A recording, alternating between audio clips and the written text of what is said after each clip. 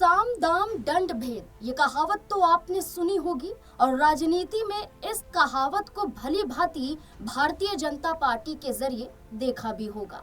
BJP अक्सर वही चाहती है जो उसे करना होता है।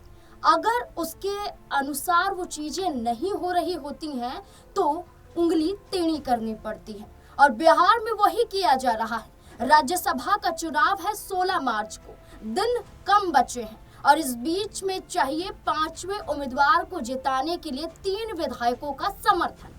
इस 3 विधायकों के समर्थन के लिए जहां आरजेडी खेमे में सेंधमारी की विचार किया जा रहा है, जहां चर्चा चल रही है कि एनडीए की तरफ से आरजेडी के विधायकों को तोड़ा जा सकता है, तो वहीं दूसरी खबर है कि दुलारचंद हत्याकांड मामले में आरोपी आनंद सिंह जो बेऊर जेल में बंद है, वो 16 मार्च को बेऊर जेल से बाहर आ सकते हैं। जी हां, आपको बता दें कि आनंद सिंह पर आरोप था कि जब विधानसभा का चुनाव बिहार में था, उस दौरान मोकामा में दुलारचंद की हत्या हुई थी और इस हत्या के पीछे कहीं ना कहीं आनंद सिंह का हाथ बताया जा रहा था और उनके परिवार वालों का भी यही कहना था कि आनंद सिंह द्वारा उनके पिता की, उनके पति की हत्या करवाई गई है। इसके बाद आनंद सिंह पर आरोप लगे और इन्हीं आरोपों के चलते वो जेल की सलाखों के पीछे पहुंच गए, लेकिन मोकामा से अपना चुनाव नहीं हारे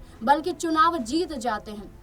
चुनाव जीत जाने के बावजूद भी जेल में बंद है, लेकिन ये चर्चा है कि बीजेपी चाहती है कि एक भी विधायक का वोट जाया ना जाए, यानी कि बेऊर जेल से निकलकर सीधा राज्यसभा के लिए अपना वोट डालते हुए आनंद सिंह नजर आएंगे। जिसके लिए आपको ये बता दें कि एमपी एमएलए की विशेष न्यायाधीश जो है प्रवीण कुमार मालवीय की जो अदालत है, उन्होंने बेऊर जेल को निर्देश दिया है कि 16 मार्च को आनंद सिंह को जेल से बाहर सुरक्षा के साथ लाया जाए। सुरक्षा घेरे में वो वोट डालने पहुंचे सदन में और उसके बाद वोट डाल के फिर से बेऊर जेल में पहुंच जाए, यानी कि ये जो घटनाक्रम होगा इस 16 मार्च के दिन होगा और 16 मार्च के दिन वोट डाला जाएगा और सीधे इन्हें जेल भी भेज दिया जाएगा। लेकिन चर्चा है कि अभी तो वोट डालने आ रहे हैं, लेकिन क्या कुछ दिनों में आनंद सिंह रिहा ही हो जाएंगे? क्योंकि चर्चा तो यही चल रही है कि अगर आनंद सिंह का सहारा लिया जाएगा तो आनंद सिंह को सहारा दिया भी जाएगा। अब देखना होगा